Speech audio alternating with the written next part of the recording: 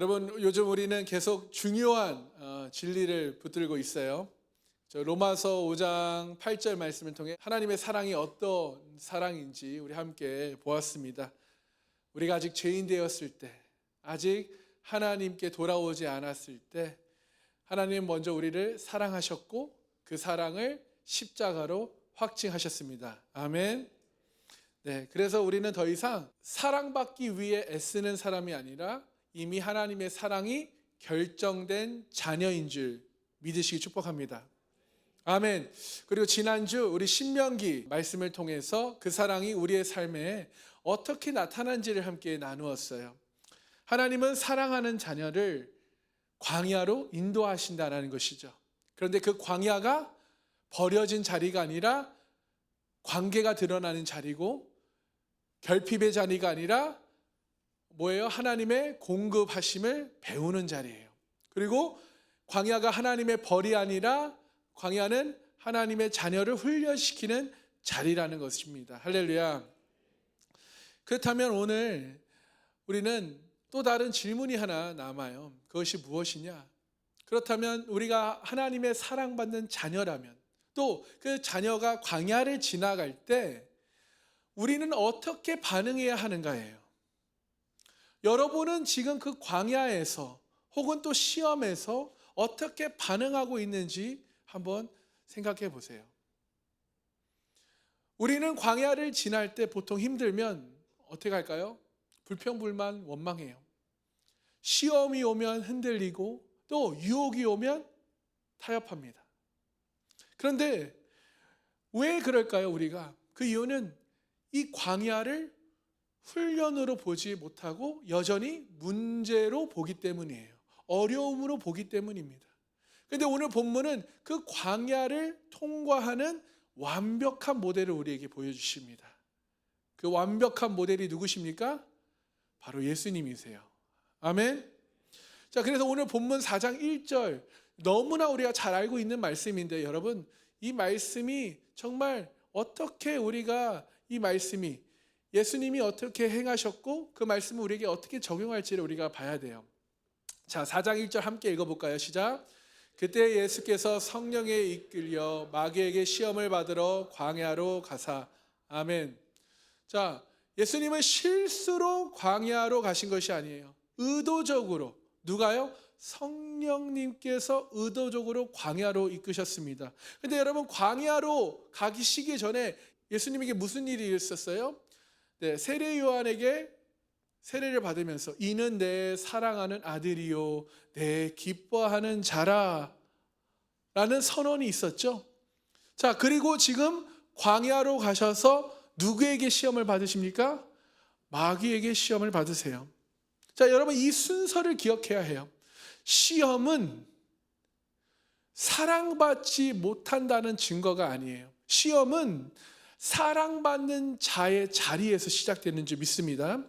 그래서 오늘 우리가 붙들 핵심은 이것이에요. 우리의 삶 가운데 시험을 없애는 것이 아니라 그 시험 앞에서 내가 어떻게 반응할 것인가, 우리가 어떻게 반응해야 하는가, 여러분, 이것을 우리가 함께 나누길 바랍니다. 자, 오늘 말씀을 통해 사랑받는 하나님의 자녀로서 광야를 통과하는 법을 분명히 붙잡는 시간 되시기를 축복합니다.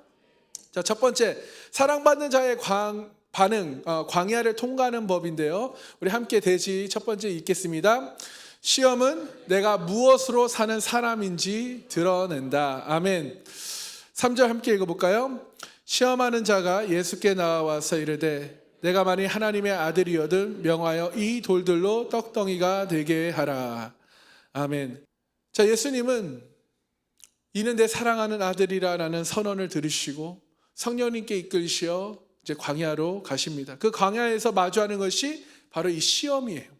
근데 이 시험이라는 것을 영어로 보니까 temptation, 유혹이라고 써 있어요. 이 유혹은, 자, 마귀의 시험은 뭐예요? 넘어뜨리기 위한 시험입니다. 여러분, 사탄의 시험의 목적이 무엇인지 아십니까? 우리로 죄를 짓게 해서 하나님과 관계를 무너뜨리기 위한 것이에요. 그래서 우리의 정체성을 흔들려는 것이죠. 그래서 예수님도 지금 마귀에게 시험을 받으사 tempt by the devil이라고 써 있어요. 그래서 여러분, 사탄은 우리를 죄짓게 해서, 우리를 시험하고 우리를 유혹해서 우리를 넘어뜨려 합니다. 죄를 짓게 만들어요. 그리고 하나님과 분리시키려고 하는 것이 목적이에요. 자, 우리가 여기서 깨달아야 할 것은 무엇이냐? 시험은, 유혹은 죄를 지은 사람에게만 오는 것이 아니라 시험은 사랑받는 자에게도 온다는 것이에요. 더 정확하게 좀 표현하자면 내가 사랑받는 하나님의 자녀이기 때문에 시험이 온다는 것입니다. 그래서 사탄의 질문을 한번, 유혹을 한번 보세요. 자, 뭐라고 해요? 내가 만일 하나님의 아들이어든 명하여 이 돌들로 떡덩이가 되게 하라. 여러분, 이게 무슨 말입니까? 정말 너가 하나님의 아들 맞아? 너가 정말 하나님의 사랑하는 아들 맞아? 그 사랑 진짜 맞아? 라는 의심을 심어주죠. 여러분, 이 시험의 본질은 상황이 아니라, 시험의 본질은 뭐예요? 정체성을 흔드는 것이에요. 우리는 문제가 생기고 환경이 어려워지는 것을 시험이라고 생각할 때가 많아요. 특히 예수님을 믿지 않다가 복음을 듣고 예수님을 영접할 때 그 초반에 갑자기 집에 무슨 일이 생겨요. 갑자기 뭐가 돈이 나가요. 그러면 그걸 시험이라고 생각할 때가 많아요. 여러분, 그러나 지금 성경이 말하는 시험, 이 유혹은 뭐예요? 첫 번째, 우리의 정체성을 흔든다는 거예요. 너 누구야? 너 하나님의 사랑하는 자녀 아니야. 너 진짜 하나님의 자녀 맞아? 라는 이 정체성을 흔든다는 것이죠. 그래서 여러분, 광야에서 어떻게 보면 배고픈 것보다 더 위험한 것은 어쩌면 내가 누구인지를, 그 정체성이 흔들리는 것이라고 생각해요. 여러분, 우리가 신앙생활을 하다가 여러분, 정말 내가 어떻게 보면 하나님께 기도를 했는데 기도에 응답이 없고, 신앙생활을 하는데 형편이 좋아지지 않고, 취업은 되지 않고, 뭔가 상황이 악화된다고 해서 여러분, 그때 우리에게 드는 의심의 질문이 뭐예요? 정말 하나님이 내 기도를 듣고 계시는가? 하나님이 정말 나를 축복해 주시는가? 라는 의심이 든다는 것이죠. 여러분, 우리의 삶도 힘들어지면 그렇게 하나님이 나를 사랑하시는 게 맞나? 왜 나에게 이런 일이 생기지? 아, 나 정말 하나님의 자녀 맞아? 여러분, 이런 의심이 바로 마귀의 시험이라는 것입니다. 그래서 이 시험은 우리의 행동을 무너뜨리기 전에 먼저 우리의 정체성을 흔들어 놔서, 이 정체성이 흔들면요, 우리의 삶은 반드시 무너지게 돼요. 여러분, 성경에서 이 모습을 가장 선명하게 보여주는 인물을 뽑자면 요셉이라는 사람인데, 요셉은 형들에게 팔려서 애굽의 종으로, 노예로 갑니다. 인생이 완전히 무너진 것 같죠? 그런데 성경은 반복해서 이렇게 말씀해요. 여호와께서 요셉과 함께 하심으로 라고 말씀합니다. 노예인데요, 형통해요. 왜 그럴까요? 요셉이 하나님과 관계가 흔들리지 않았기 때문입니다. 그런데 진짜 시험은 그 다음에 와요. 어느 날 보디발의 그 주인의 아내가 요셉을 유혹해요. 자, 인생을 여러분 바꿀 기회가 찾아옵니다. 그렇죠? 주인의 아내예요. 그냥 주인의 아내와 뭔가 하면 편해질 수 있고 성공할 수 있고 아무도 모르게 넘어갈 수 있어요. 그렇죠? 근데 요셉은 뭐라고 고백합니까? 내가 어찌 이 큰 악을 행하여 하나님께 죄를 지으리까? 여러분, 이것이 중요해요. 요셉은 걸릴까 봐 거절한 것이 아니에요. 손해볼까 봐 거절한 것이 아니라 하나님과의 관계 때문에 거절한 것입니다. 그리고 결정적인 장면이 나와요. 그 주인의 아내가 여인이 요셉의 옷을 잡아요. 놓지 않습니다. 도망칠 수 없는 그런 상황이에요. 그때 요셉이 어떤 선택을 합니까? 옷을 버리고 도망쳐요. 그 결과 무엇입니까? 감옥입니다.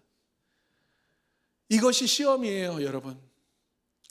우리에게 유혹이 뭐냐? 하나님 말씀을 지켰는데 왜 내가 손해보는 거지?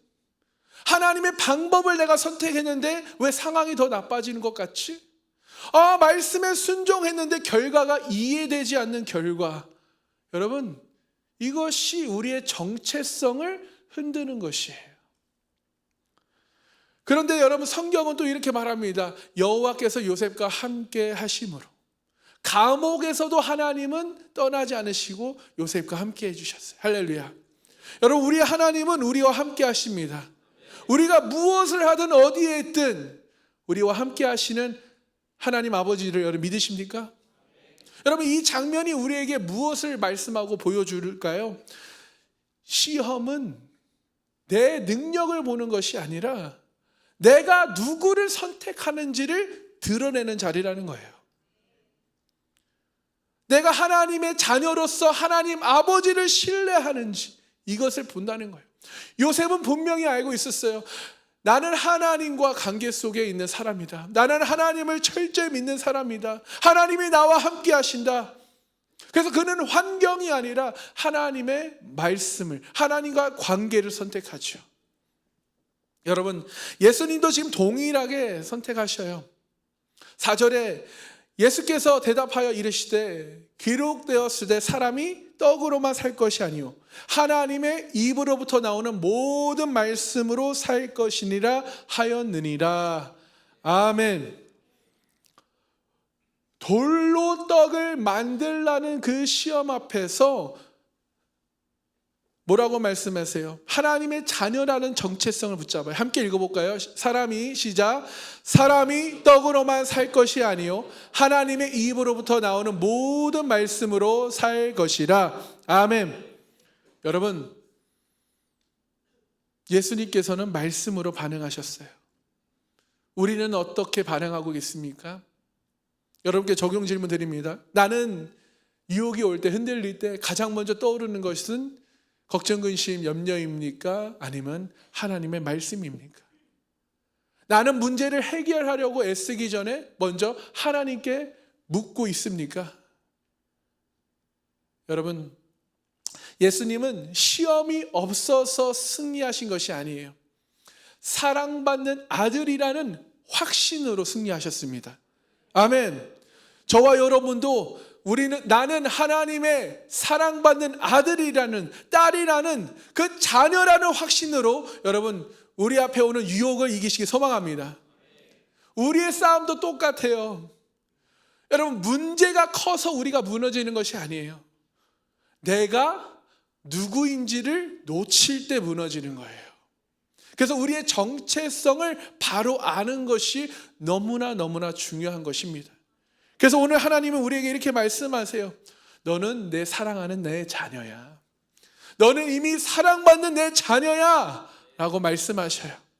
여러분, 오늘 말씀을 통해 우리 가운데 이런 결단과 고백이 있길 소망합니다. 주님, 나의 상황과 환경이 아니라 나의 정체성, 하나님의 자녀라는 정체성을 붙들겠습니다. 그래서 내 감정이 아니라 하나님의 말씀을 붙들겠습니다. 환경이 아니라 하나님을 선택하겠습니다 라는 결단과 고백이 있길 소망합니다.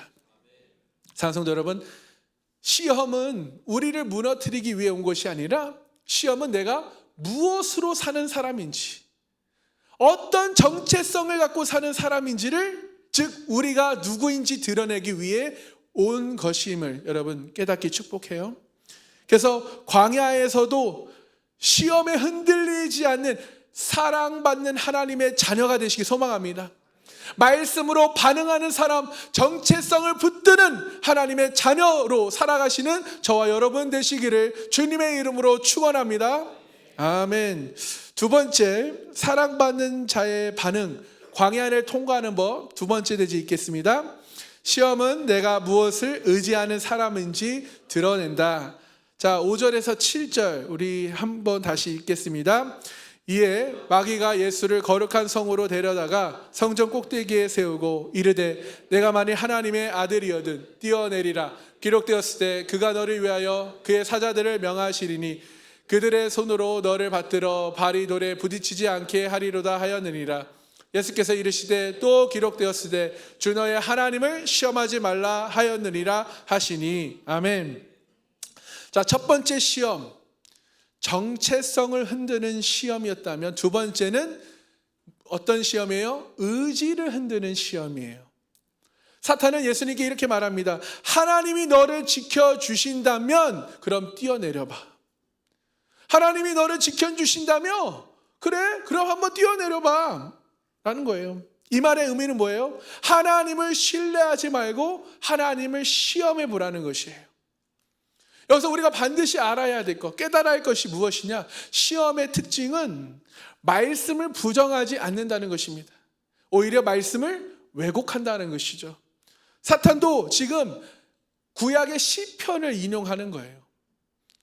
그래서 6절을 보면 그가 너를 위하여 그의 사자들을 명하시리니, 여러분, 즉 이렇게 말하는 것이에요. 말씀을 믿는다며 그럼 한번 확인해 봐.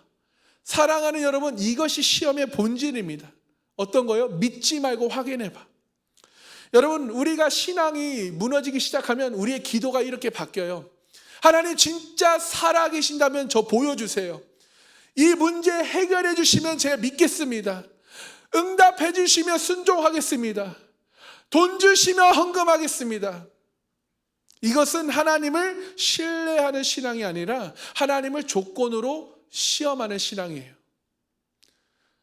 그때 예수님께서 어떻게 반응하십니까? 7절에 주 너의 하나님을 시험하지 말라 하였느니라. 아멘. 예수님은 나는 하나님을 시험하지 않는다. 나는 하나님을 신뢰한다.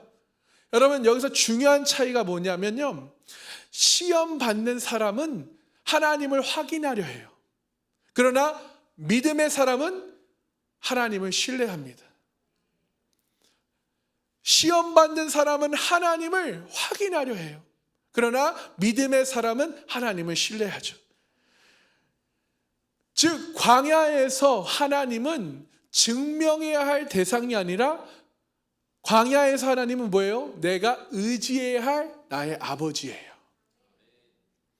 이스라엘 백성이 광야에서 실패한 이유가 뭔지 아십니까? 왜 이스라엘 백성이 광야에서 실패했어요? 하나님이 우리 가운데 계시는가 아닌가 계속 시험했기 때문이에요. 물이 없다고 불평불만해요. 원망합니다. 먹을 것이 없다고 불평해요. 하나님을 신뢰하지 못했기 때문이에요. 그러나 예수님은 다르게 반응하십니다. 나는 알아. 나는, 나의 하나님 아버지는 나를 버리지 않고 나와 함께 하셔. 그래서 예수님은 하나님을 시험하지 않고 하나님을 신뢰하셨습니다.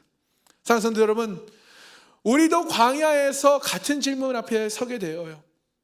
하나님이 정말 나와 함께 하시는 것일까? 왜 응답이 없으시지? 왜 변화가 없지? 그때 우리는 두 가지 중 하나를 선택해요. 하나님을 시험할 것인가? 하나님을 신뢰할 것인가?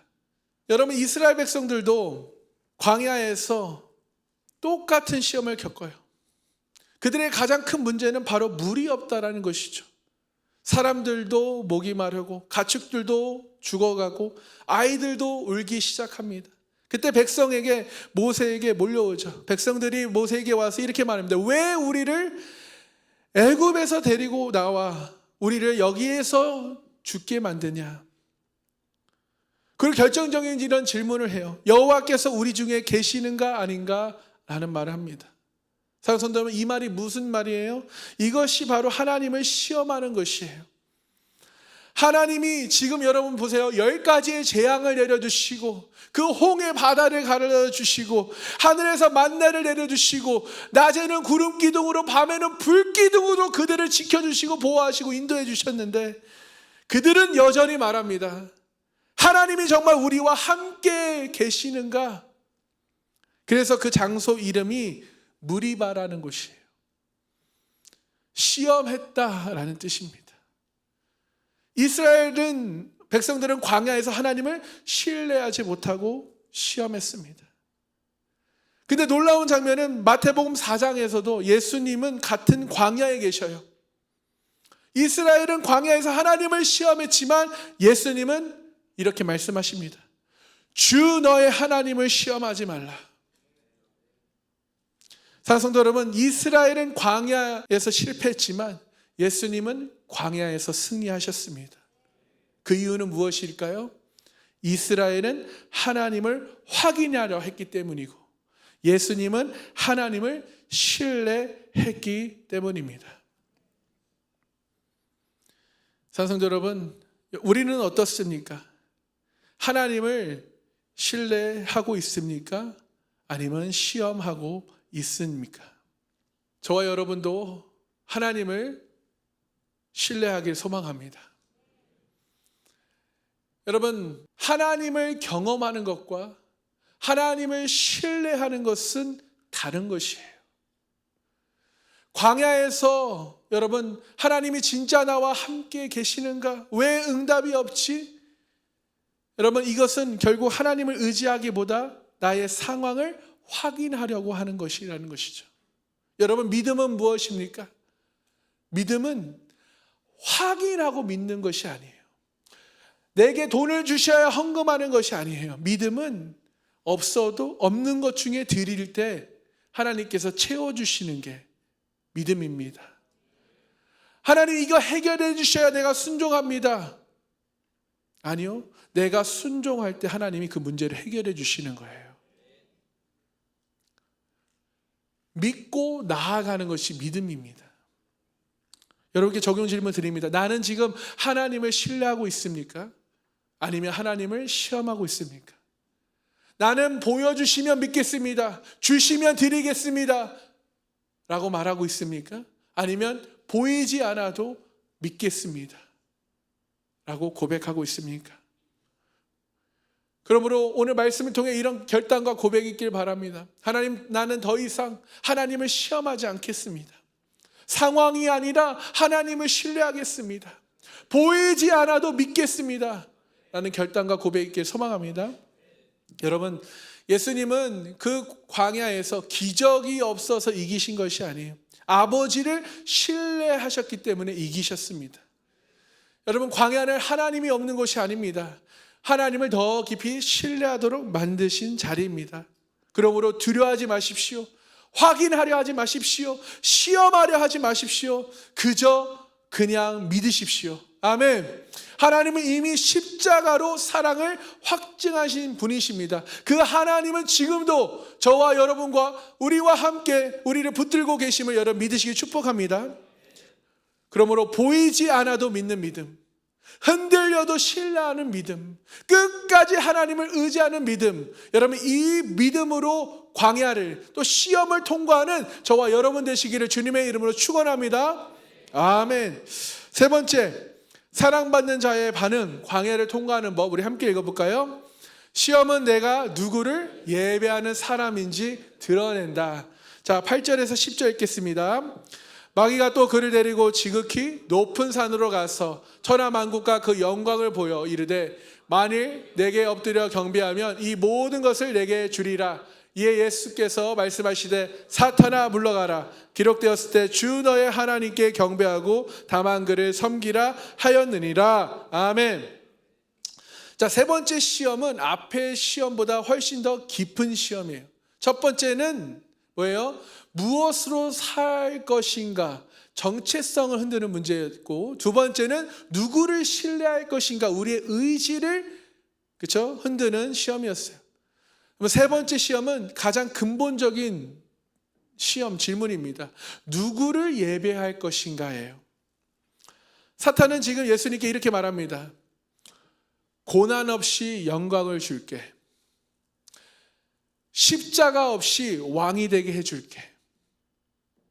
하나님 방식 말고 더 쉬운 길로 가자. 이것이 시험의 가장 깊은 본질이에요. 고난 없이 영광을 줄게. 십자가 없이 왕이 되게 해줄게. 하나님 방식 말고 더 쉬운 길로 가자.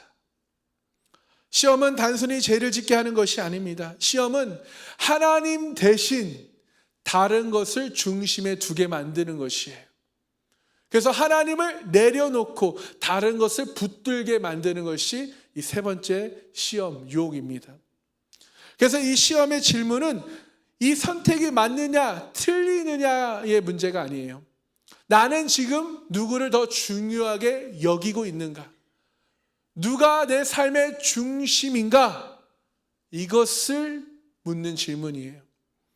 사탄은 예수님께 내게 엎드려 경배하라 라고 말하죠. 이 말은 단순한 행동이 아니라 나를 중심에 두라는 요구예요. 여러분, 우리의 삶도 똑같습니다.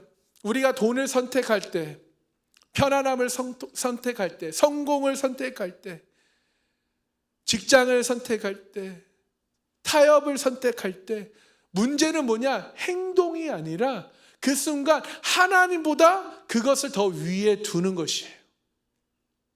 내가 하나님보다 돈을 더 위로 두는 것, 편안함을 선택하는 것, 타협을 할 때 그것이 문제라는 것이에요.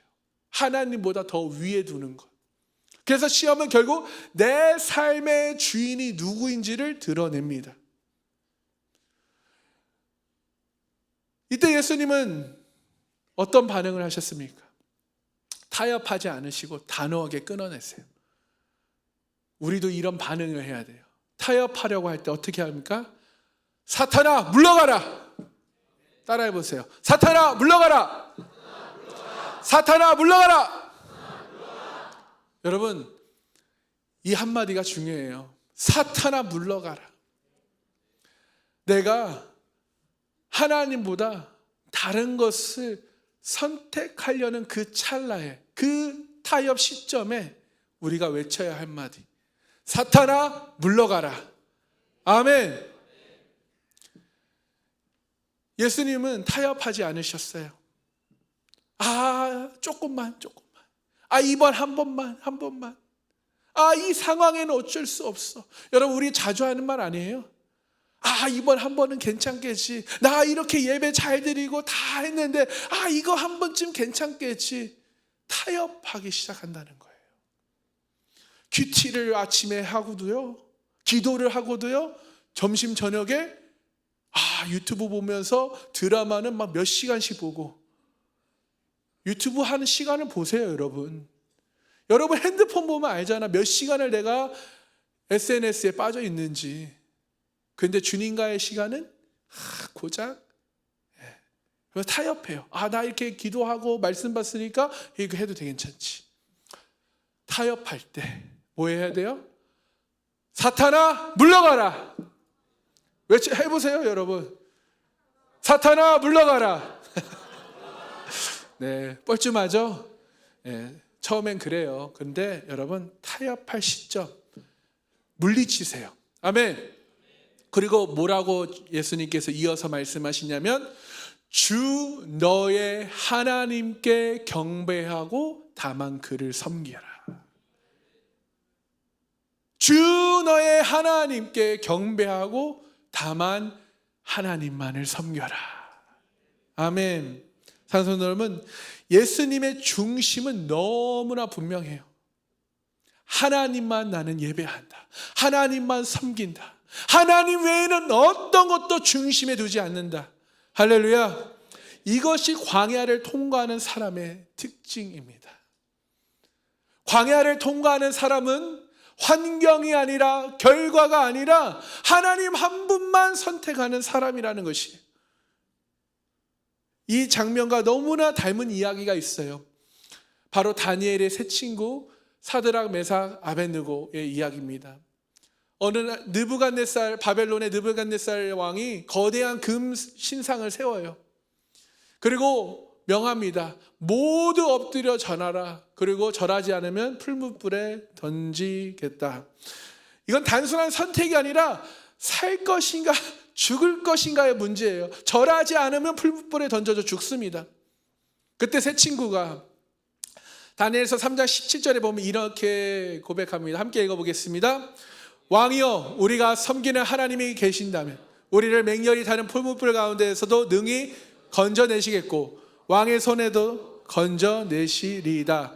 그리고 이어서 믿음의 절정을 18절에서 보여줍니다. 18절 읽겠습니다. 그렇게 하지 아니하실지라도 왕이여, 우리가 왕의 신들을 섬기지도 아니하고 왕이 세우신 금 신상에게 절하지도 아니할 줄을 아옵소서. 아멘. 여러분 너무나 멋있어요. 진짜 여러분 이 고백이 무슨 뜻인지 아세요?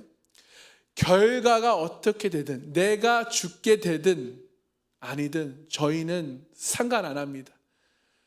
저희는 하나님만 예배하겠습니다. 나는 하나님만 섬기겠습니다. 여러분 이게 진짜 믿음이에요. 결국 어떻게 됩니까? 풀무불에 던져지죠. 근데 놀라운 일이 일어나요. 불 속에 네 번째 사람이 보인다는 거예요. 즉 하나님이 함께 하셨습니다. 할렐루야. 여러분 시험에서 중요한 것은 뭐예요? 불을 피하는 것이 아니에요. 시험에서 중요한 것은 하나님과 함께 있느냐가 중요한 것입니다. 사랑하는 성도 여러분, 우리도 매일 같은 시험 앞에 서 있습니다. 편하게 가고 싶은 유혹, 타협하고 싶은 순간, 하나님보다 다른 것을 먼저 붙들고 싶은 그런 마음, 여러분 그때 하나님은 묻고 계셔요. 너는 누구를 예배하느냐? 너는 누구를 예배하겠느냐? 하는 거예요. 여러분께 적용 질문 드립니다. 나는 지금 무엇을 가장 중요하게 여기며 살고 있습니까? 나는 정말 하나님만 예배하며 살고 있나요? 참 우리의 대답이 부끄럽습니다. 하나님만 예배하며 살겠다라고 결단했지만 정작 이 본당에서만 외치지 우리의 삶에 가서는 그렇게 고백하지 못하고 산다는 것이죠. 그러므로 우리 이런 고백과 결단이 있길 소망해요. 주님, 상황보다 하나님을 선택하겠습니다. 편안함보다 순종을 선택하겠습니다. 결과보다 하나님을 더 사랑하겠습니다. 사랑하는 성도 여러분, 예수님은 시험이 없어서 승리한 것이 아니라 하나님만 예배했기 때문에, 하나님만 예배하셨기 때문에 승리하신 줄 깨닫고 믿으시기 소망합니다. 그래서 오늘 예수님도 우리에게 이렇게 말씀하시는 거예요. 너는 승리할 수 있어. 하나님의 말씀으로, 하나님의 사랑받는 자녀의 정체성으로, 예배로 승리할 수 있어. 아멘. 여러분, 시험은 우리를 무너뜨리는 자리가 아니라 하나님만 붙드는 사람으로 세우는 자리임을 여러분 믿으시 축복합니다. 그러므로 광야는 끝이 아니에요. 하나님만 예배하는 사람으로 완성하는 자리가 광야입니다. 그러므로 이번 한 주 우리 한번 도전해 보길 바라요. 타협하지 않기로 결정해 보기를 소망합니다. 하나님을 내려놓지 마시고 하나님만 예배하시기 축복합니다. 광야 속에서도 하나님만 선택하는 자녀 되시길 주님의 이름으로 축원합니다. 그럴 때 시험 앞에서도 흔들리지 않는 하나님의 자녀로 살아가는 저와 여러분 되시기를 주님의 이름으로 축원합니다. 여러분 말씀을 마무리하겠는데요. 오늘 우리는 마태복음 4장 말씀을 통해 광야에서 시험을 받으신 예수님의 모습을 보았어요. 그리고 그 시험 속에서 예수님이 어떻게 반응하셨는지 함께 보았는데, 첫 번째, 시험은 우리의 정체성을 흔들려는 공격이라는 것이죠.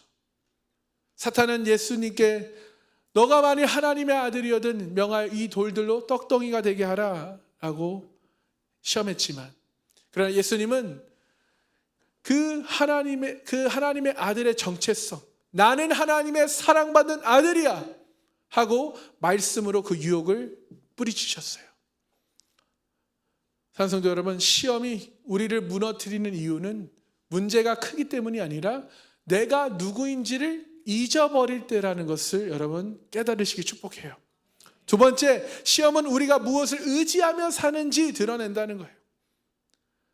사탄은 예수님께 성전 꼭대기에서 뛰어내려봐라, 예수님은 하나님을 시험하지 않았어요. 그러나 마귀는 하나님을 시험하게 합니다. 그러나 예수님은 하나님을 신뢰하였죠. 여러분, 광야에서 하나님은 증명해야 할 대상이 아니에요. 내게 먼저 해주셔야 내가 하겠습니다, 이것이 아니에요. 광야에서 하나님은 내가 의지해야 할 아버지이십니다. 그리고 믿으며 나아가셔야 돼요. 아멘. 세 번째, 시험은 우리가 누구를 예배하는지 드러납니다. 사탄은 예수님에게 나에게 절하면 이 모든 것을 주겠다, 예수님의 중심에 자신을 두라고 유혹하죠. 그러나 예수님은 단호하게 말씀하십니다. 사탄아 물러가라.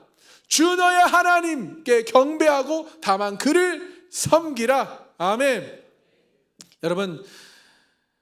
여러분은 누구를 중심에 두고 사십니까? 여러분, 오직 하나님만 우리 중심에 왕으로, 주인으로 삼으며 살기를 축복합니다. 그러므로 시험은 우리를 무너뜨리려는 것이 아니라 뭐예요? 우리가 누구인지를 드러내는 자리가 바로 이 시험, 유혹이라는 거예요. 여러분, 예수님은 그 광야에서, 그 시험 앞에서 정체성을 붙으셨어요. 그리고 하나님을 의지했고 하나님을 신뢰하며 하나님만 예배하셨기 때문에 그 광야에서의 시험을 이기셨습니다. 그리고 또 놀라운 사실은 예수님이 이 시험을 이기신 이유는 바로 우리 때문이에요. 저와 여러분 때문이에요. 우리가 넘어질 시험을 예수님이 먼저 이기셨습니다. 할렐루야. 그래서 히브리서 4장에 이런 말씀이 있어요. 우리 함께 읽어보겠습니다. 우리에게 있는 대제사장은 우리의 연약함을 동정하지 못하실 이가 아니요 모든 일에 우리와 똑같이 시험을 받으셨으나 죄는 없으시니라. 아멘. 산성도 여러분, 광야는 끝이 아닙니다. 그리고 시험은 실패가 아니에요. 광야는 하나님을 더 깊이 배우는 자리이고 이 시험은 믿음이 더 단단해지는 자리입니다. 시험은 우리를 무너뜨리는 것이 아니라 우리가 무엇으로 지금 살고 있는지, 우리의 정체성과 우리가 무엇을 의지하며 누구를 예배하는 사람인지를 드러나는 자리가 바로 이 시험입니다. 여러분, 이 시험 앞에서 사탄아 물러가라 하며 여러분 이 시험들을 물리치기 소망합니다. 우리는 하나님의 사랑받는 자녀임을, 여러분 이 정체성이 흔들리지 않길 소망합니다. 그리고 신실하신 우리 하나님 아버지, 변함없는 나의 사랑의 하나님을 여러분 신뢰하시길 소망해요. 그래서 여러분 삶 가운데 광야가 와도, 시험이 와도, 유혹이 와도 우리 넘어지는 사람이 아니라 하나님의 말씀으로 반응하고 하나님을 신뢰하며 하나님만 예배하는 사람 되시기를 주님의 이름으로 축원합니다. 여러분, 사순절 기간 동안 우리의 삶 속에 어떤 광야가 있다 하더라도, 어떤 시험이 있더라도 여러분 우리 예수님처럼 반응하는 우리 믿음의 사람 되시기 소망합니다. 정체성을 붙드십시오. 하나님의 말씀으로 여러분 물리치시고 하나님을 의지하고 하나님만 예배하며 광야를 통과하는 그 시험을 이기시는 저와 여러분 되시기를 주님의 이름으로 축원합니다. 축원합니다. 우리 함께 기도하겠습니다.